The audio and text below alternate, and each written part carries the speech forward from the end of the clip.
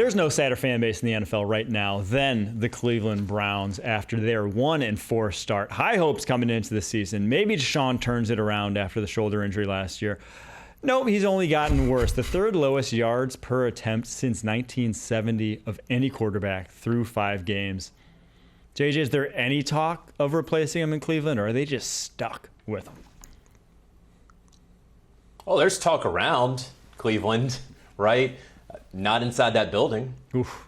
And I want to be, it's hard to express this, but I want to be as clear as I can because Kevin Stefanski just went and spoke with local media a little while ago. And I was talking about this earlier today on HQ. I'm not sure that there are people in the building who watch practice regularly who actually believe that Jameis Winston or Dorian Thompson-Robinson will be better at quarterback. Okay? That is not me being a Deshaun Watson apologist on the field by any stretch, and I will be among the very first people, and there are a number of people who are saying that he's playing very poorly. Obviously, he is playing very poorly. But you got a lot of ball knowers up in Cleveland who are not rushing to get Jameis Winston out there. And so I know that you're going to look at the $230 million fully guaranteed contract and you're going to say there's no chance that the owner is going to allow Kevin Stefanski to change quarterbacks. I don't know that from a football-only perspective that they want to do that. There are a number of other issues, right? And we're all focused on the quarterback. The defense that was all world last year has absolutely come back down to earth. I know it's hard to do that year over year, but you don't come down as far as Jim Schwartz's defense has, right? You look at the offensive line, which is huge, where Bill Callahan left to go to Tennessee. They replaced him late in the cycle with an offensive line coach that they didn't know, who wasn't familiar with their system, and then they get this rash of injuries. So now they're allowing the most pressures and the most sacks out of any group in the entire NFL. You look at play calling. They faced a Commanders team that was allowing more than 5 yards per carry going into the game. I think they had something like 6 or 7 rush attempts in the first half. Like, Kevin Stefanski has to own some of that as well as the play caller. And I know that he's a 2-time coach of the year, and he worked wonders last year with 5 different quarterbacks. That doesn't mean that he can't be wrong sometimes in his play calling either.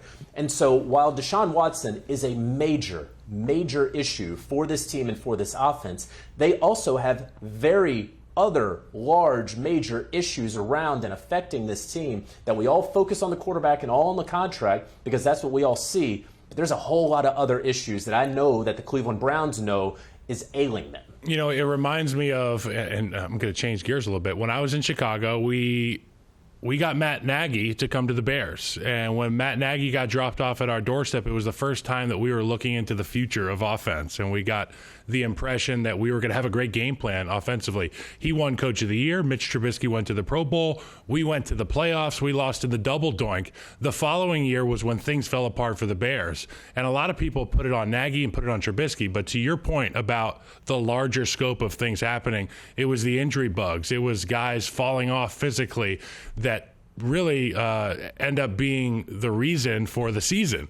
And it's not often because of the guy like Kevin Stefanski. But to your point about Deshaun Watson, he's not playing well. They don't think they have options behind Deshaun Watson that can come in and be better. But I would push back on you a little bit, JJ, and I would say this.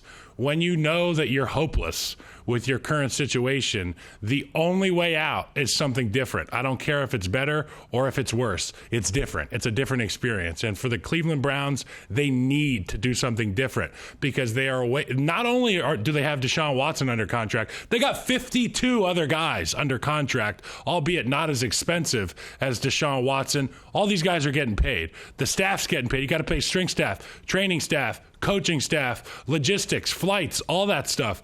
It matters. You can't just write it away and say, yeah, well, we messed up with the Deshaun Watson contract. We got to keep him out there. No, make a change. It's uninspiring what we've seen from Deshaun Watson. If I'm an O-lineman in that room, in that building, I'm walking up to Stefanski's office and be like, why? Why can't we make a change? Because it's not working the way it is. Is there something like, is there a third level to this building? Usually players, they go upstairs to talk to coaches. Where is it the coaches go to talk? Point me in that direction, Coach Stefanski. I'll go be the bearer of bad news to the ownership.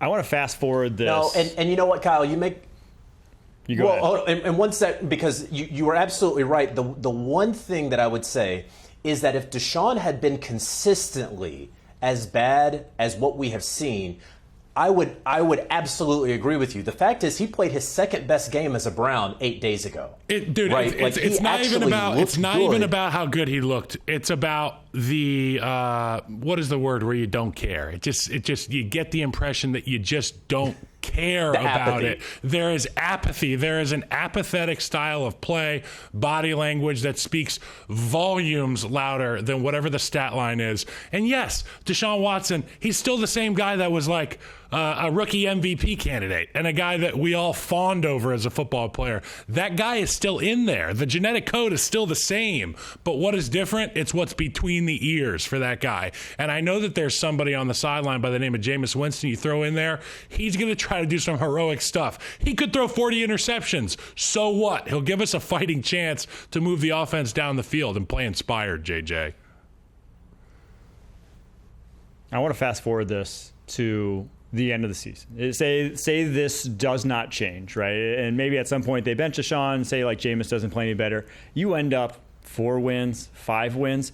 Where does the sort of buck stop in this Browns front office? Because they spent a lot of money. They have a lot riding on this next 2 to 3 year stretch in terms of cap space. They kind of pushed their chips to the edge of the table and went all in. So is this Kevin Stefanski who gets moved on from? Is it Andrew Berry who gets moved on from? Who bears the responsibility for all that's gone down with the Deshaun Watson saga? Yeah, totally. If this continues on this trajectory, first of all, if it continues on this trajectory, changes will be made at other places, right? We always see it across the NFL where it may not be the quarterback just yet. It could be the play caller. It could be some staff changes, all of those things. If Deshaun continues to play this way, to Kyle's point, and I don't think there's going to be any argument inside or outside the building, the team will make it very clear to whomever they need to make it to that Deshaun cannot continue to be the starting quarterback of the Cleveland Browns. All that said, where does the buck stop?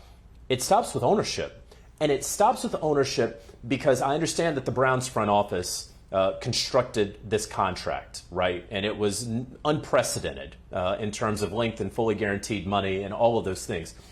Ownership signed off on it. If you talk to some people, ownership absolutely wanted it, pushed for it, made it happen. And so it was a all for one, one for all. Jimmy and Dee Haslam were absolutely in lockstep with Andrew Berry and with Kevin Stefanski in moving forward with this Deshaun Watson project. And so it would be unfair, and life is unfair, but it certainly would be unfair for Jimmy Haslam, after a 2-time Coach of the Year in Kevin Stefanski and handing out contract extensions to both he and Andrew Berry, to say, hey, that thing that I agreed to, that I pushed for, that we all agreed with, I'm sticking it on you.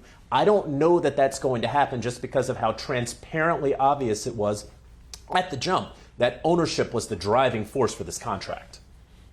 Thank you, Jonathan, for all of your insight. And if you're a Browns JJ. fan, well, sorry, because it ain't getting better anytime soon, I don't think.